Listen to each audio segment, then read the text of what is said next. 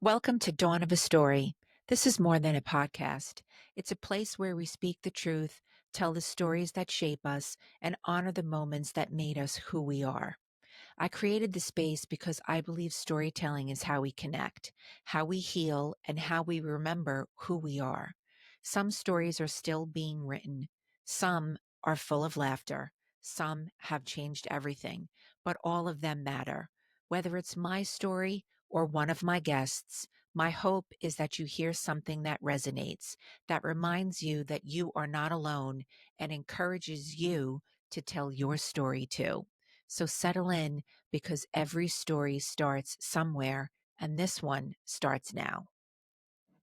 Thank you for tuning in and welcome to Dawn of a Story. I'm your host, Dawn Pascal. I'm so very grateful you decided to spend your time with me and my guest this week, Gregory DellAquila. Every show, we will be exploring a new theme, and this week's theme is Spaces That Tell Stories. Today's guest understands that spaces aren't just buildings, they're extensions of who we are, what we value, and the stories we leave behind. My guest has spent his life building community and legacy into places he touches, from revitalizing underused buildings to creating hubs of connection and innovation. His work reminds us the spaces we build and rebuild shape the stories we tell. This episode is all about the power of place and the people who give those places meaning. So let me tell you a little about my guest. Gregory is the Chief Executive Officer of JDA Group, a visionary real estate development firm transforming underutilized properties across Hoboken and Hudson County. As a co-founder of Mission 50, he has created a vibrant co-working and commercial innovation hub rooted in community, flexibility, and opportunity. Gregory also served as the president of the Hoboken Business Alliance and is still deeply involved in local civic and philanthropic efforts, including reinstating the Gift of Life program through the Hoboken Rotary and contributing to public art and business development initiatives. A fourth-generation Hudson County resident and family man, Gregory blends strategic foresight with deep local roots, driven by a passion for place, community, and legacy. So without further ado, let's get started. Gregory, my friend, how are you? I'm great. I mean, I could just sit here and listen to that stuff, you know? Well, look, I know that you have a deeply rooted connection to Hoboken. For our viewers and listeners who don't know, we met through Hoboken, the Chamber of Commerce, just locally being around. I'm really excited to sort of get into all the wonderful things that you've done across Hoboken and Hudson County. And I'm so happy that we finally were able to get this scheduled and you're here. Me too. Excellent. Okay. Yeah. So your family has been in Hudson County for 4 generations. How have those roots shaped the way you see community, responsibility, and the spaces around you? My great grandfather on my mom's side, when landed at Ellis Island, they moved into downtown Jersey City. And my great grandfather on my father's side, he had sent over his 2 eldest sons, but I think he had come over, I think, to serve in the military so he can get Okay. naturalized. And that's, so because he got naturalized, uh, when he sent his 3rd son over, who's my grandfather, he landed in Hoboken.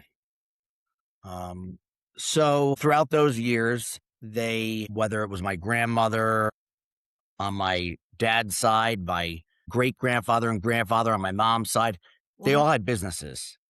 My dad's side was garment manufacturing. My mom's side was the poultry business.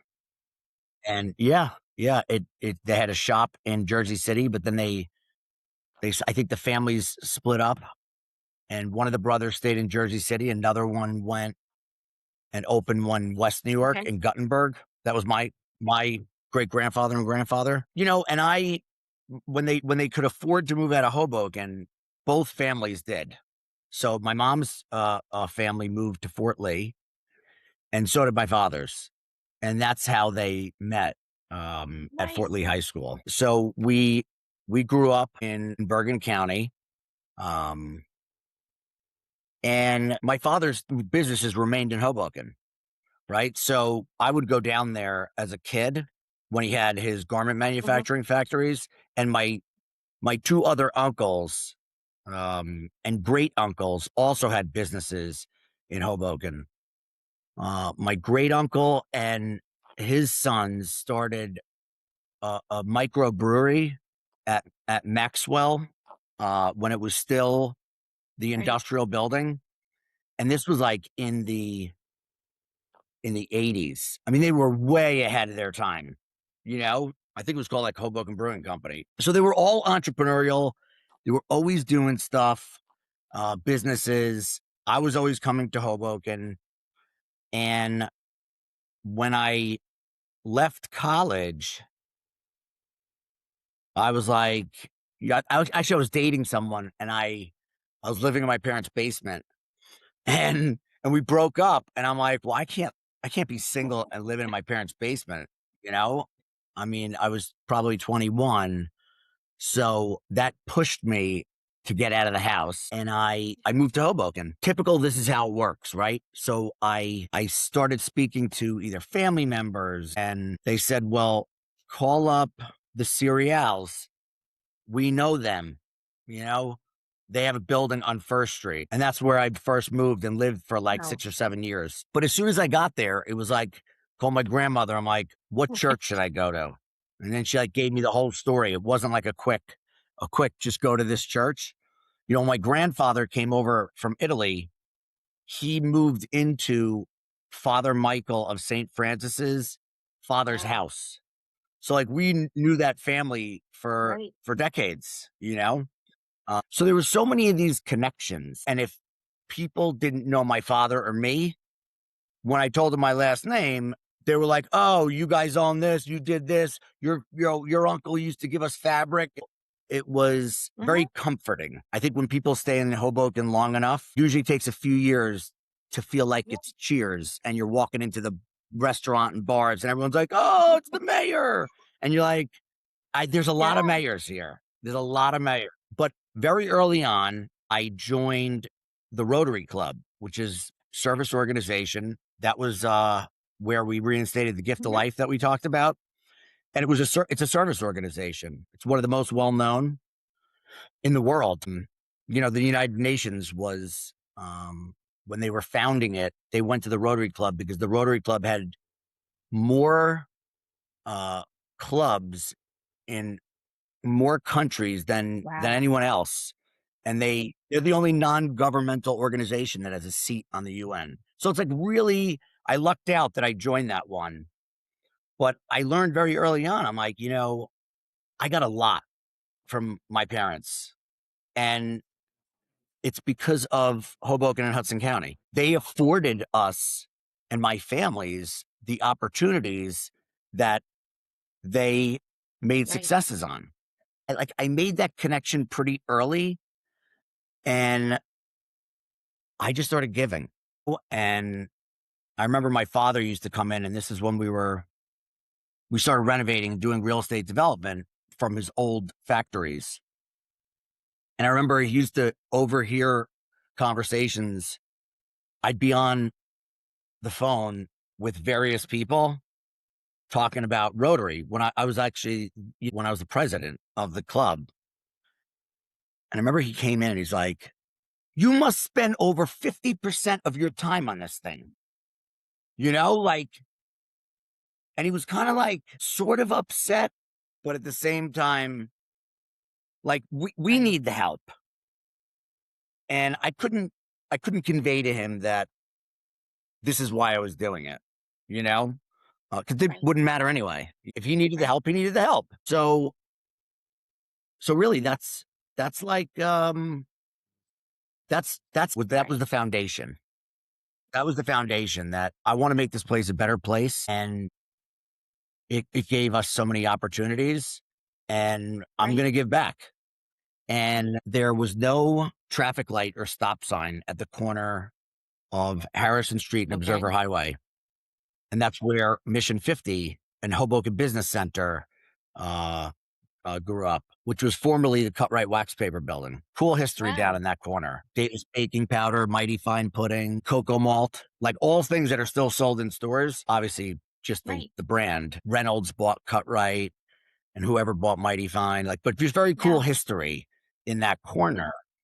But anyway, there was no stop sign, no traffic light, and it was dangerous. And I'm trying to rent office space, and accidents would happen frequently. There's no stop sign. Fairly busy intersection. It was like chicken, and one side was losing quite frequently. So I tried to like collect data on the police accidents, and I started writing to the city hall mayor. I don't know who I did, traffic engineers. And then I was like, you know what? I'm trying to run a business. I'm trying to build a business. Let me call the Right. Chamber of Commerce. It was like non existent. It was very, very small at that time. It was big when the industry was big, Sure. Lipton Tea and all of these mega Right. companies. The Chamber of Commerce was very big. But when it hit that lull in the, call it 90s. 80s, Right. 90s, it it just dried up because all the industry left. So I called up and there was like no one there to really help me or advocate Right. on my behalf. So that's how I got involved in the Chamber of Commerce. Probably a little bit of ego and a little bit of giving back. And I was like, I would walk into these organizations and I'm like, I could Yeah. do a better job. And then I would start fundraising, and always with the foundation of like, I'm just going to make Yeah. this place better.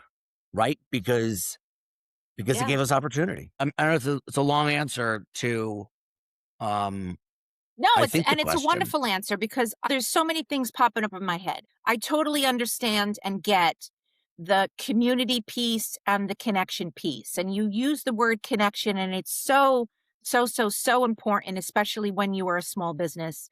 And that's really mainly how we met. So I grew up in Brooklyn. Yeah.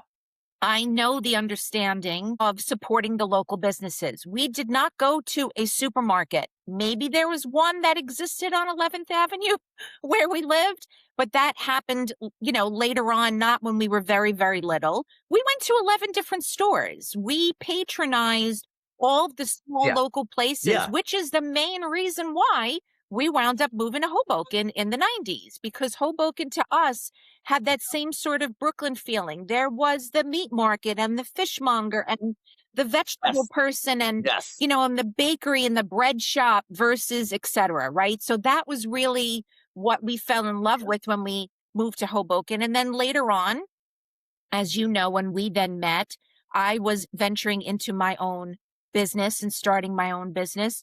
And again, it's ingrained in the roots of how you grew up, and that connection and that community Yeah. that you spoke of is exactly what you put into your own business. All of the things that you've done, Correct. again, it seems to be a common theme, and it shows up often when I have conversations with guests, is there was a need and you filled it. And that's usually how Yeah. things happen. Yeah, Correct. I get Yes. it. I get it. We met through the chamber. And I know you did wonderful, wonderful work at the chamber. And again, this was all volunteer at the time, right? But I totally put Yeah. 100 gazillion% in because again, it really, really mattered to me. I totally get that feeling.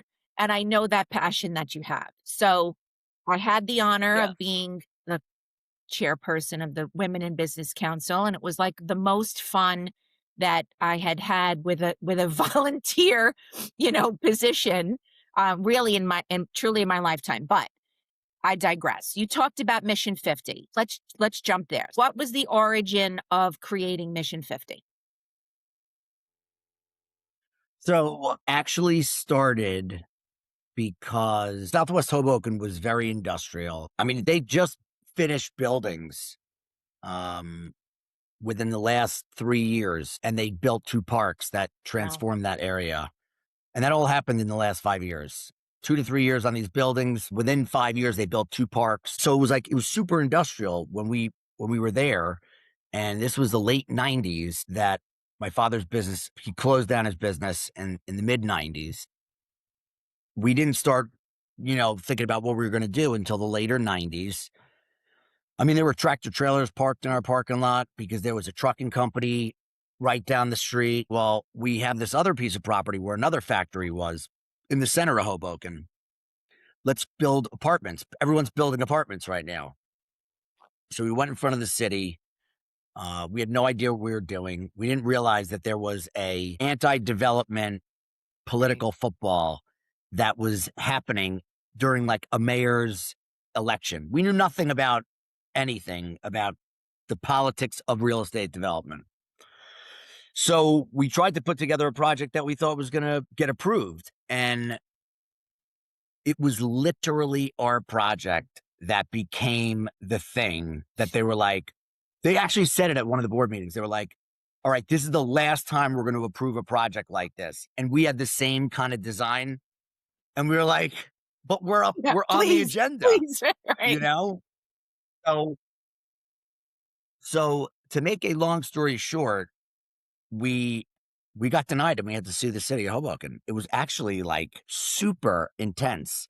And we won because I think they voted no because they wanted to change the law, but they hadn't changed the Wow. law yet. But they voted no because they just wanted to like set Mm. that precedent. But but you can't just vote no if it's not the law, right? So I kind of feel like that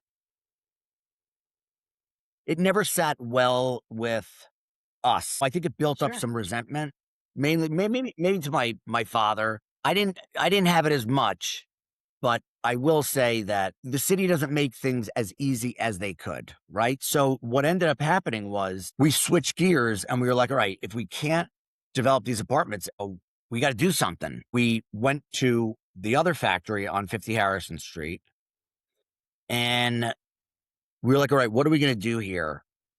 My brother and my father did some early planning of like just splitting it up into smaller industrial lofts. There used to be an artist that was there when we first bought the building in in the early 90s. So I think that was the thought. Like Monroe Center was doing things like that. It was like artist lofts. And I just saw the changing of the times and I was like, we got to do office space. And you could build up Right. the area.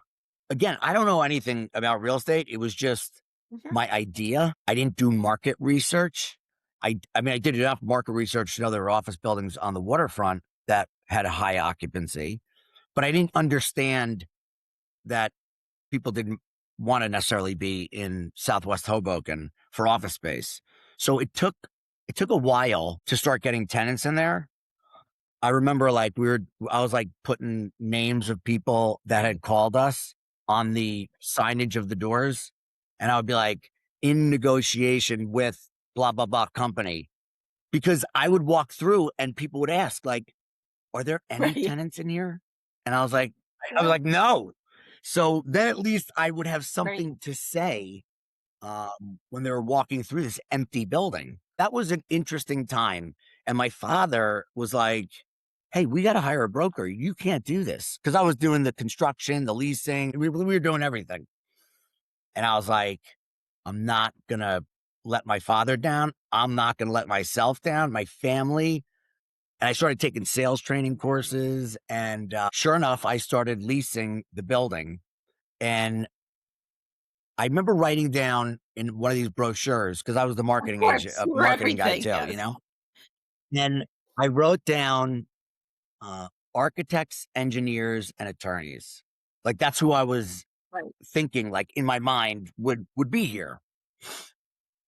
I mean, we got those. Maybe not the architects, but we definitely had engineers and attorneys, and we had some interesting characters over the years. What ended up happening, and we had our office on site.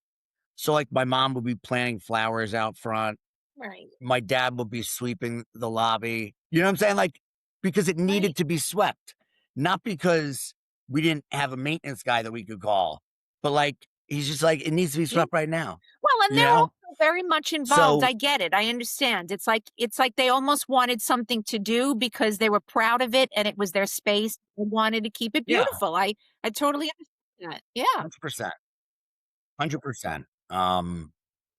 So it was treated like a little baby, and we raised that little baby, and we started realizing that I started like people kept calling for very small space, and this was like in Mm, 2005. We opened in 2000, the end of 2003. Uh, and in 2005, people would call me and they're like, "Do you have right. like a room?"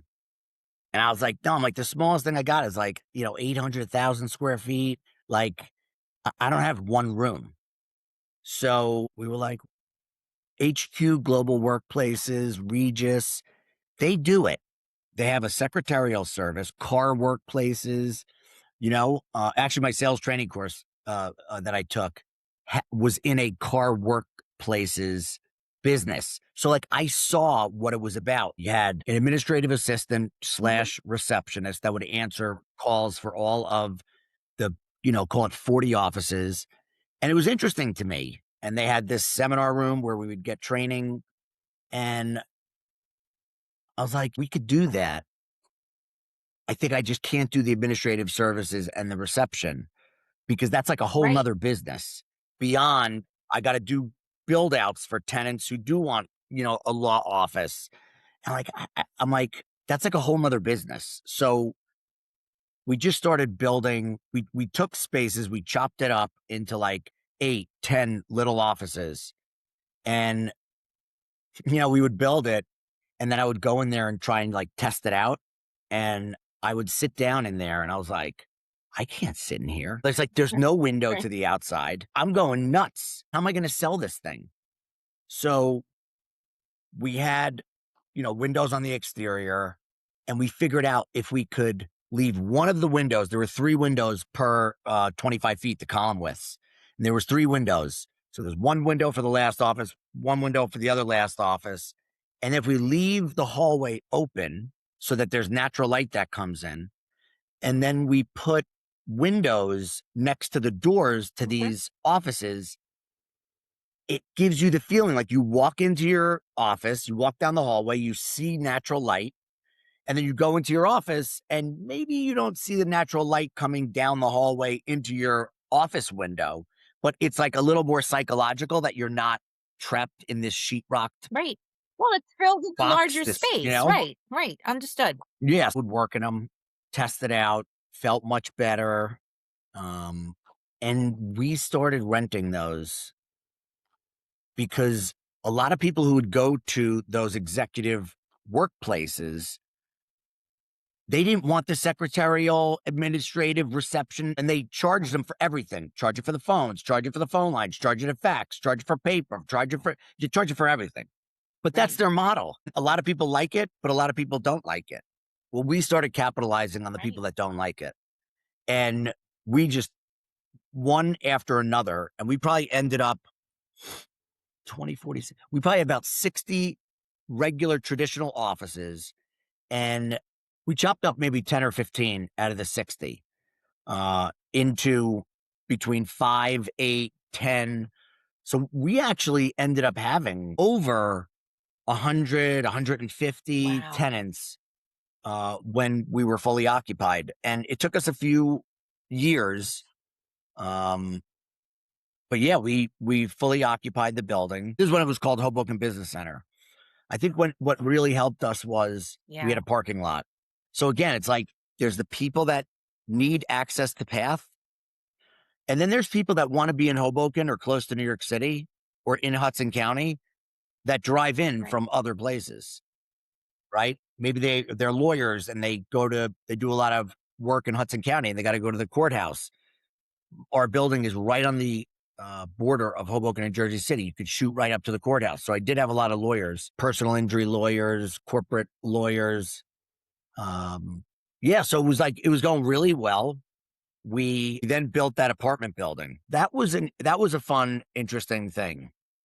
And then I'll loop back to Mhm. Mission 50 and how that came about. So we never built ground up construction. We just had rehabilitated. But the way my father and I worked, it was like he would push me and I would do the job.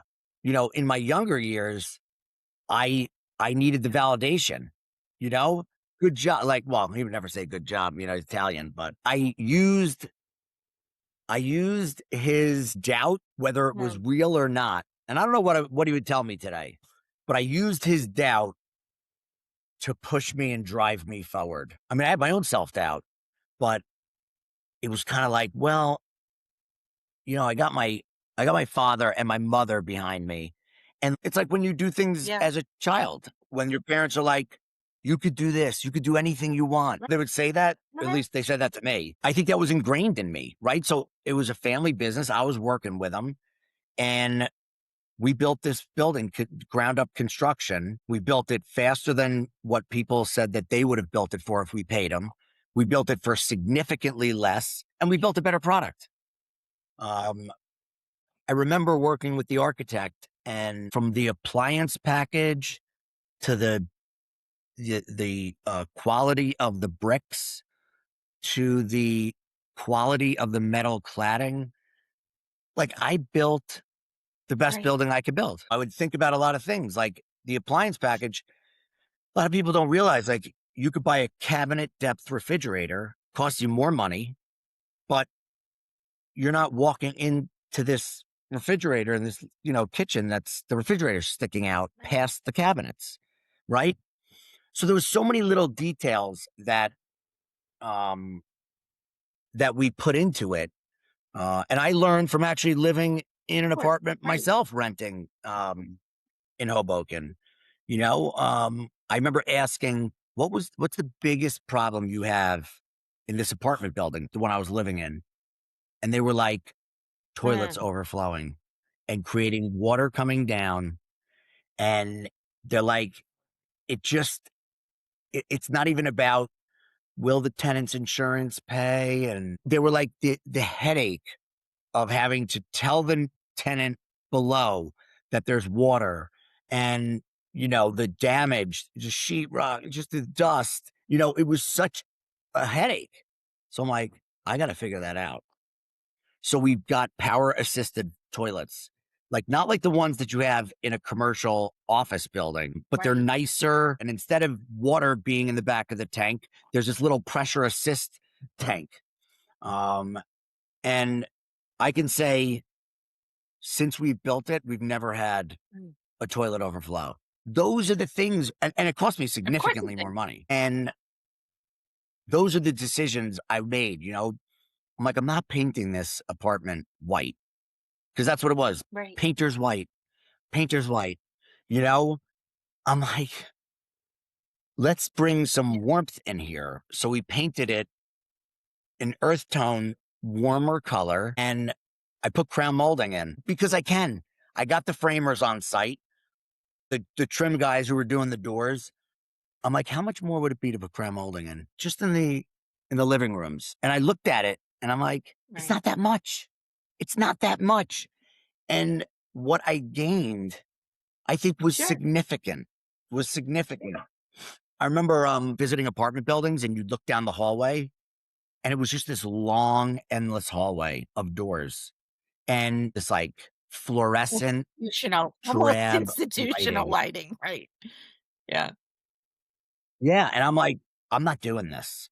So like I hired this designer and we came up with all these moldings and site and all this like stuff that we put so that the walls didn't feel flat Right. and straight. So that there was like depth to the walls and it was different throughout the whole hallway. So and it was painted all different colors. Nice. Like Right, it right. wasn't crazy. Um, but but it gave people something different. No one was building apartment rentals, and it was just whatever product was out there for rentals. So when we put this product out there, people were like, "Wait, are these condominiums?" And you're just renting them out because that's the quality Right. of job we did. But I would say that I felt proud Sure. of that product. And I remember like a really well-established builder had said to me, and it was like the father, he's like, "That's one of the nicest buildings in Hoboken." And it was like, I didn't need to hear it, but it was like, Sure. I Well, felt it's pretty good. validating. You know, Look, it felt, you know yeah, it how you felt, wanna felt live, right? So you wanna put yeah. into, again, what is it that you would like to see? What would attract you? Even to the fact of the warm color on the walls is something aesthetically pleasing, so somebody comes in and feels like, "Wow, okay, I can really see myself here." I'm Right. home. I'm Right. home. Right.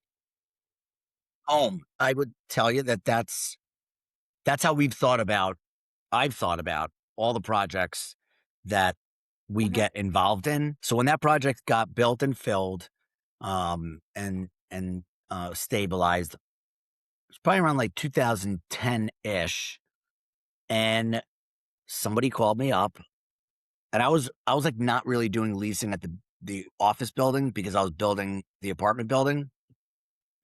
I'll take the call, and this guy started describing what I know now as shared office Mhm. space co-working. And he was like, "Do you have like a seat at a table I could rent?" And I was like, wait a minute. I'm like, what? And I said to myself, like, I can rent a small office to this guy because I have like, at that time, offices for like $500.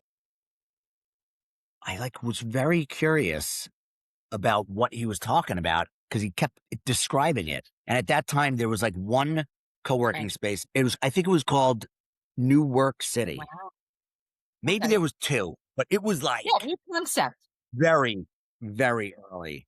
I remember going to Newark City, and it was like you walk upstairs, what felt like an apartment, building set of stairs, and there was just this one rectangular space, and there's like couches, and people were like Mm. more hanging out, working.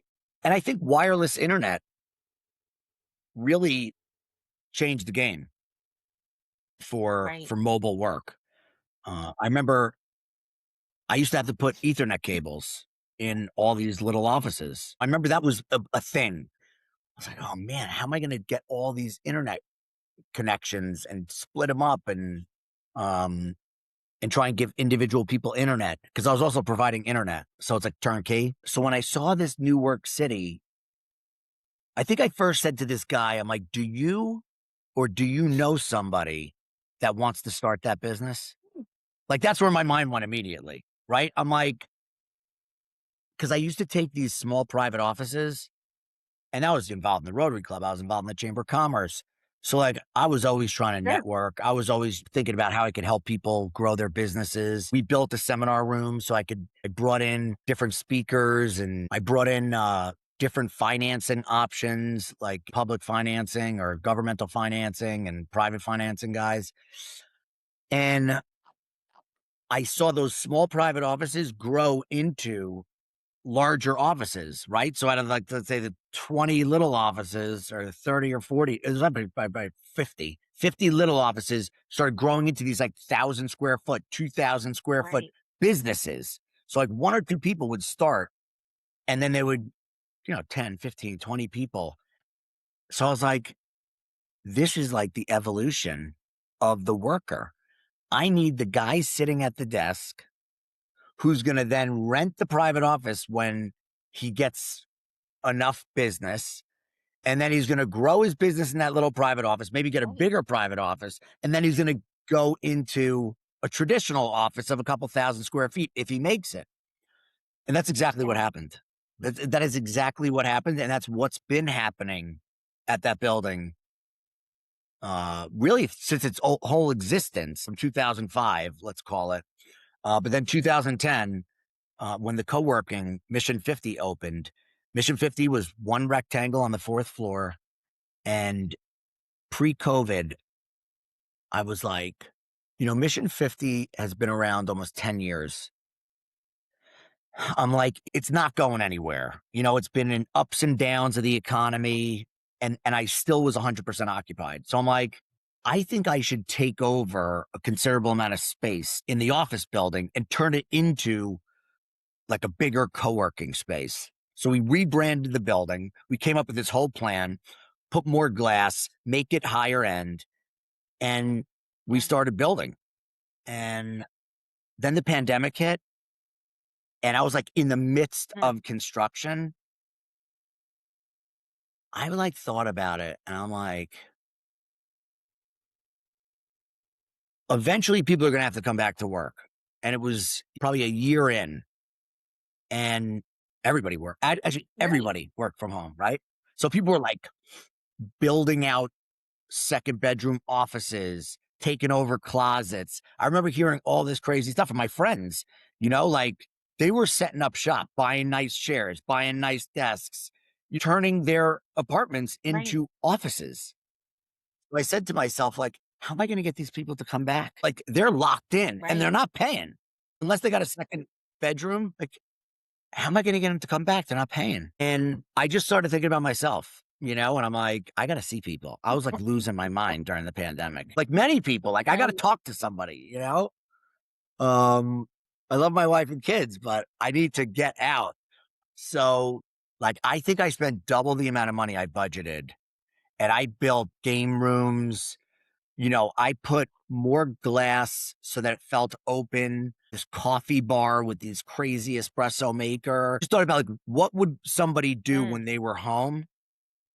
And a lot of people would say like, I play a little video game. I go back to work, I make myself a cup of coffee. It's right here. Um, and I just kind of went for it. And I remember there was another guy who owned an office building by the waterfront in Hoboken, and he used one of the same contractors that we did. So he was probably working on something. So he came down to see his contractor because he was at my site. He looked at me and he's like, what the hell are you guys doing? He's like, everybody's like closing down offices and you guys are spending money, you know? And I got to tell you, I believed that people will come back, or I'll get new people. But either way, office space was always evolving in the last, call it 10, 15 years. They went from a lot of private offices and cubicles to more open benching stuff. So that was even before the pandemic, that they were trying to change how office felt so that you didn't feel like you were an office drone. Uh, so this was just another level of that from working from home. So, yeah, so we opened it. It was the pandemic. We struggled. We struggled for a year or so, maybe more. But I mean, it's humming right now. And has been for the last, few years.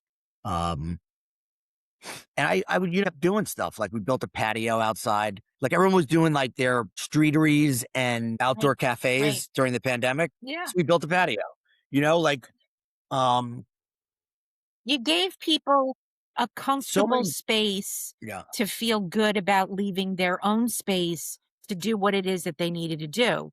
And to your point, some Oh, people yeah. just needed to get out of where they were because they were living within their however many walls and doing everything. They were sleeping there, they were Correct. working there, they were spending every single moment of every. Yeah. The kids are there. Yeah. I remember hearing so many stories, like this one woman who worked at Mission 50. I was so curious on like why you came to work at the space. And she was like, got my pre-kindergarten kid at home with a nanny because I'm working, right? Because I'm working. My husband's working as well. She's like, I used to have the nanny take my child in the other room. I would make pretend I was leaving and say goodbye, and then sneak back into my room. And she was like, I put a towel under the door so that he wouldn't hear me. But eventually he would hear her and start banging on the door. Like that's what people experience. You had nowhere to go if you had kids, nowhere to go. And the kids were home from school. It was really Challenging. very Challenging to say interesting. the least. Yeah. Yeah. But man, so many businesses came through our doors. Hundreds and hundreds and hundreds. Um, some some grew to such great successes we would break their leases. Like they would tell me that they needed more space, and we would Yeah. just work it out. We would figure out a solution. And I think a lot of more institutional office buildings, they can't do that, right? It's just there's Excel spreadsheets and like you Right. can't, you just, that's Right. it. You can't break your lease. We don't have the time. We don't have the ability to do it. So there was a big benefit to us operating the building ourselves and being on Sure. site too, to really get to know what people needed. But there was a company that came from, they had a townhouse in the shipyards in Hoboken, and they sold like vitamins or some marketing company. And they came in, they took like 3,000 square feet, big office. They made me paint these crazy colors. They were like, every room was like, well, we're going to paint this like 6224 orange. And like, I want this kind of Wow. finish. And like the fluorescent lights that you have, we want these ones that produce natural light. And like, they made me go nuts on this space, building very specific stuff. I usually Right. build like cookie cutter, like couple offices, conference room. As soon as that tenant leaves, I could refresh it Right. for a new tenant and they'll take it. This was so specific. Um, it was probably maybe 3, 4 months of them. I saw one of the guys in the parking lot and I'm like, hey, Dave, I'm like, how's the space? He's like, good. I'm like, yeah, that wasn't very convincing, Dave. And he was like, I don't even know how to say this to you, but we need more space and significantly more. And Yeah. I made it happen. We figured it out. That company left our building because they took too much space. I think they had like 18,000 square feet or wanted to get there. And they started in a couple thousand square feet. And they started in a brownstone on shipyards, right? $100 million company. They took a full floor in one of the Jersey City office buildings, 40,000 square feet. Um, I have so many of the Yeah. stories like that. So many stories like Well, that. it goes back to Um, your original point that you made earlier. You said you want to see the progression of that individual that starts out renting a seat to getting a small office to getting a larger office and so on and so on. And then that's exactly what you did, right? You had really the rare opportunity to see people grow their businesses and stay within your space. So it was wonderful. It was so flexible to yeah, allow people to do that. yeah.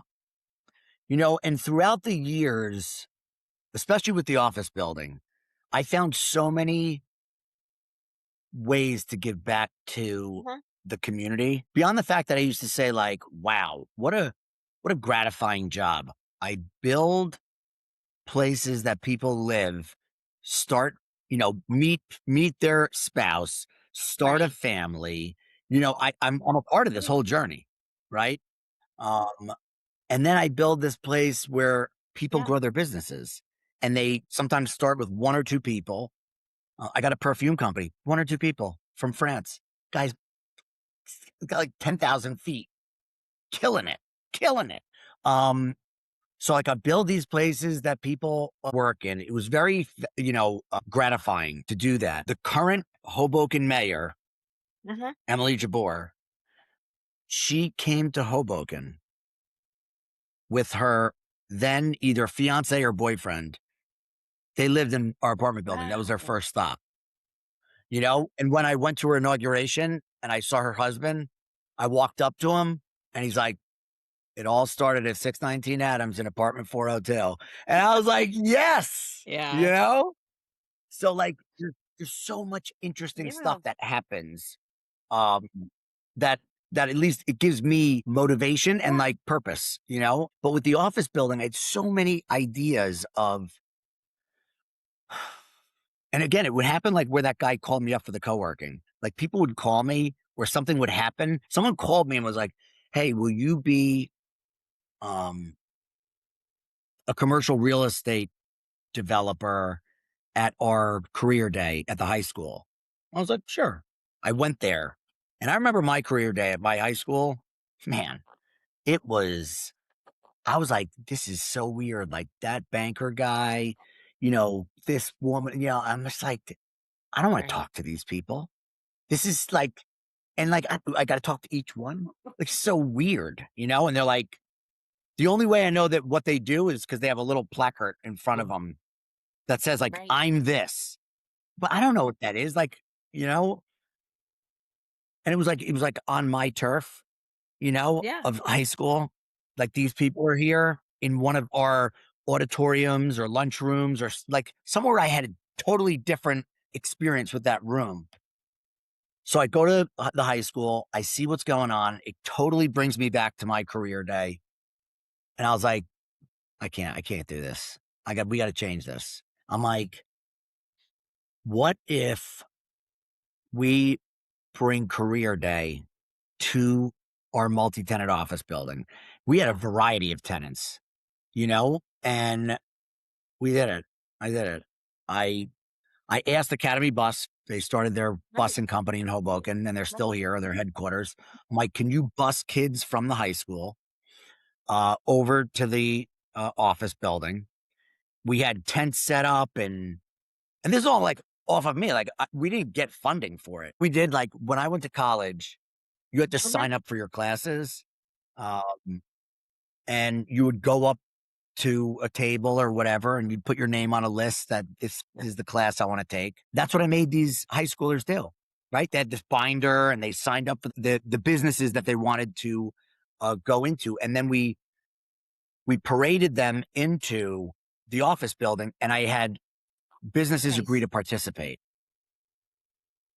And like people would go into real estate brokers' offices, people would go into website development company offices, and they would make them do stuff like, okay, make these cold calls to for sale by owners, do these copies for us for this case Right. that we're working on. And they actually got to see what the office was like. Yeah. What is it like to work in Yeah.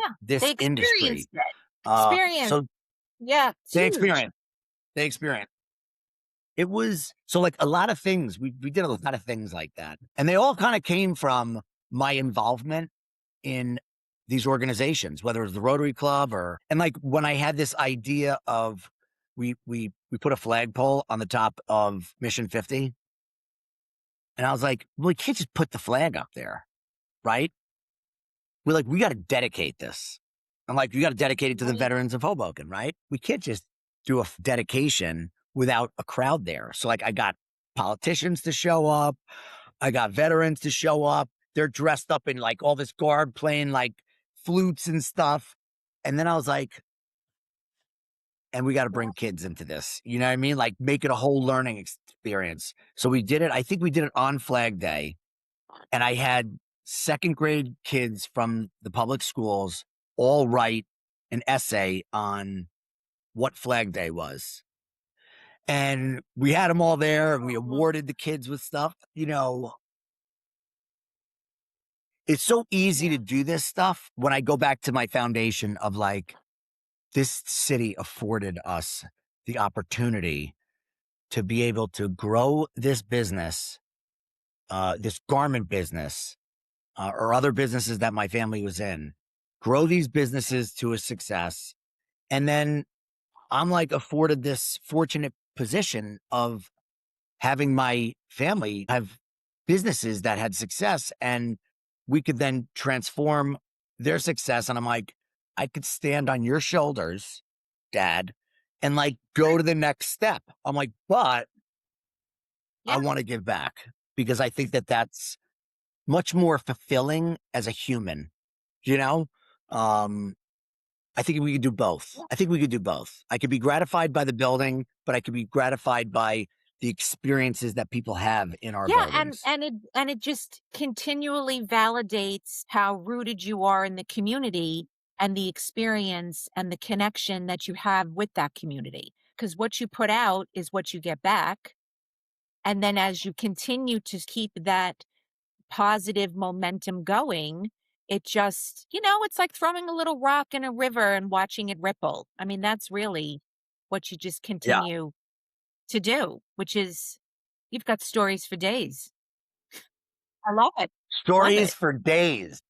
Stories for days. So So many, so many, you so many. are in a position where so many of your decisions physically shape Hudson County and have for decades. So when you were talking about standing on the shoulders of your family and your father and your grandfather and your uncles, etc., what do you think about legacy when you're developing or transforming the space, or even your legacy? Yeah. So in building buildings, it's a physical it's Mhm. a physical structure, right? I think that's why I care so much about what it looks like. I can't be a spreadsheet developer. I just can't do it. I just can't do it. Like they just don't care. If the numbers work, Right. that's what we do. Um, that building's going to be around longer Right. than I will Right. be here. And it becomes a physical part of a community. I think when I think legacy, I think that's what I think of. What I built, will that stand up to the elements of time, right? Because it was built well and will be and it will it make it more beautiful. Like I think that's it. Like visually beautiful because you hire these architects who are really just artists with buildings, right? And I remember hiring the architect for the apartment building, and another one of my developer friends were like, "Oh, you hired him? He's the $1 million facade guy. He makes you spend $1 million more on your facade." And I was like, "All right." I mean, like, does that mean Yeah. it's going to look better than what you're going to do? Yeah. And the answer is yes. The answer Yeah. is yes every single time, right? So I've been working on a development project in Southwest Hoboken on the property where Mission 50 Mhm. currently sits, and I've been working on it for many, many years, um, over 10, maybe 15 years, and half my property is in Jersey City and half of it's in Hoboken, which I didn't know not a that. lot of people know that, Yeah. right? The parking lot's it's right down the middle. So to get entitlements, approvals by the municipality, I had to go to 2 Mhm. municipalities. I had to figure out how to build buildings that would straddle the municipal boundary line so that I could actually build a significant enough of a footprint. And I had to have municipalities that would agree with what I'm proposing Yeah. at the same time, Yeah. Good luck with and that. there was so many other. Good luck with Huh? that. That's a doozy. Like, so so we did it. We ended up getting fully entitled in, I think, 2021. That was another one. Like we were dead in the pandemic, and here I am getting entitlements to build, and people What? are Yeah. like, I know. Right. build for what? Or it's just stopping because they're so fearful of Yeah. like the unknown. This project was designed for our legacy. We called it the legacy project because it doesn't work on math if you're looking at it the way a typical developer looks on a 5-year return. Whether they're going to hold the building or sell it, you got to look at it from Mhm. a certain period of time, like 5-year return, right? Or whatever, to 5, 7. And people like, I mean, you can only make money if you hold it. And I was like, yeah, it's exactly what we're going to do. And it it is an architectural masterpiece from this firm. Um, and I mean, I'm not just saying that. Other developers who've looked at the project are like, they would all Mhm. see a vision that was, awesome, absolutely awesome. And a lot of complications in the project. We're actually trying to expand the project and get further entitlements.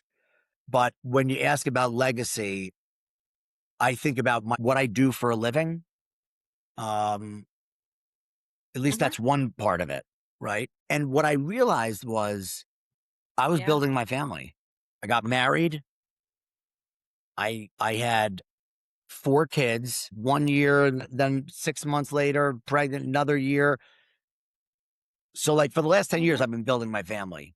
So beyond building physical real estate as a legacy that, whether these buildings get sold one day and we don't own them and they don't get passed on to generations, that legacy still exists that we constructed Right. those buildings that are a place for people to work and a place for people to live. And I know from the stories that I've told you, those buildings have Mhm. impacted people's lives. And I know the stories. And those people, like the Hoboken mayor's husband, when the first thing he said to me was, "It all started at your apartment building in that apartment." I know it Yeah. impacted him. He's like, "That's where I landed when I got here. That's where I fell in love with my wife. That's where I had my first kid, or whatever, got married, whatever." I don't know what exactly happened when he was in the apartment building. Probably all those things. But, um, like, those are things that we have because of our physical buildings have impacted people's lives. I feel like Yeah. that's a good legacy. I think that building my family and instilling in my children just by living. Of They're just course. watching me. I don't have to tell them about these stories Right. that I'm telling you. Mhm. They watch me and they hear me and they see what I do. They're going to Yeah. be little me's and my wife too. I think part of the legacy is that they will live through me and the things that I do, and I'm passing that along to them and hopefully passing it along to their kids and so on. Um, I think that the community involvement that I've had, whether it's recognized beyond me or not, like that's a legacy. Like I remember joining the Chamber of Commerce and I'm like begging people to pay for Right. membership dues. And I'm like, I can advocate for you as an organization if you're not getting your zoning certificate fast enough to open your business. I could go into City Hall and say, we got 300 businesses that say you better hurry up Yeah, yeah, or yeah. Right, whatever. I right, mean, right. right? Some version of that. I wouldn't say that that's exactly how it would go down, but I was trying to make people understand. And I could only make people Mhm. understand so much. And I felt like the Chamber of Commerce was only as good as its last president, and that's historically what I've seen. That if you, even in the Rotary Club, I remember this one guy who was like heir apparent after me. He came up to me. He's like, "Listen, Greg," because he saw Mhm. how much I cared Mhm. and how involved I came up to me. He's like, "Listen," he's like, I love Rotary, right?" I'm like, "Yeah, yeah, yeah. You love Rotary." He's like, "I can't put nearly the Right. time that you put in. I'm just telling you that now. Like, I don't want to disappoint you, you know?" Um, and then I said to myself, I'm like, huh. I'm like, it's only as good as Right. its last president. And if that president has issues, time, personal issues, work things like, and it's volunteer, you can't do this. That was the push to join the Hoboken Chamber and the Hudson Chamber. That was the push to write a white paper that Hoboken used to Right. start the improvement district. I mean, Chamber of Commerce and Right. improvement district is different, but in terms of advocacy and trying to help people market the city and their businesses and their areas, there's a lot of collaboration and a lot of parallel paths that a Chamber of Commerce and an improvement district do that Mhm. are very similar, right? Or that just complement each other. That's really what it is. It's a complementary relationship. But I just, I think like from a legacy, I didn't just join the chamber and go to the events and try and take. I went there in an effort to give and make things better than when I left. Or like, finish my term. Like I was like, Mhm. this is in a better place. And I think those are all things related to legacy, Absolutely. And when I think of you, two words always came to mind: lasting impression. And that's multifaceted, right? And if you know Gregory and you've had the opportunity to work with you or be mentored by you or to shadow you or to see what you do, again, two words that always popped up in my mind to describe you were lasting impression. So I think that that's a great segue to get into our last question. And before we go, I ask my guest the same question because I believe that the stories we leave behind say so much about how we show up in the world. So tell me, Gregory, what is one story, big or small, that you hope people remember you for? Oh, that's a good one.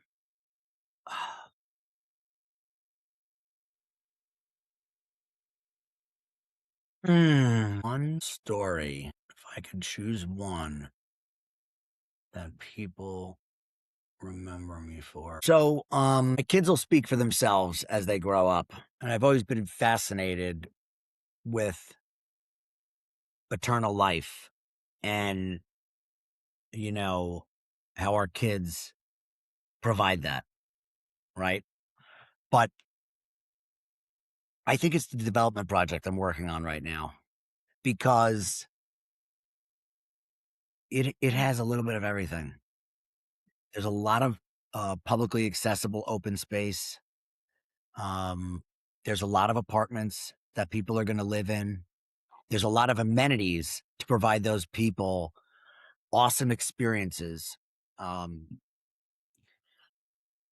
I think when people look at the project, they're like, "Oh my god, this thing is super complicated," right? Like, and we take that on. My mother always says, "Do we do mm, anything that's easy?" You know, um, and I would tell you, like, yeah. I don't think we do. I don't think I do anything that's easy, you know? Um, and maybe I'm naive, but it seems like all the stuff we do, it's just not straightforward. And the persistence required and the desire Mhm. required to accomplish complicated, complex, Right. long-term things, not everybody has that.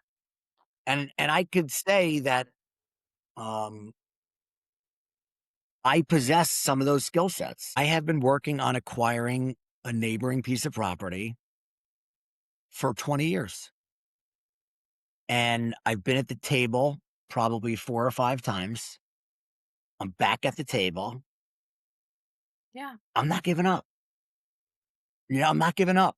And so even if this project never got built, you know, the project itself and what we achieved in just getting entitlements, just approvals to build it.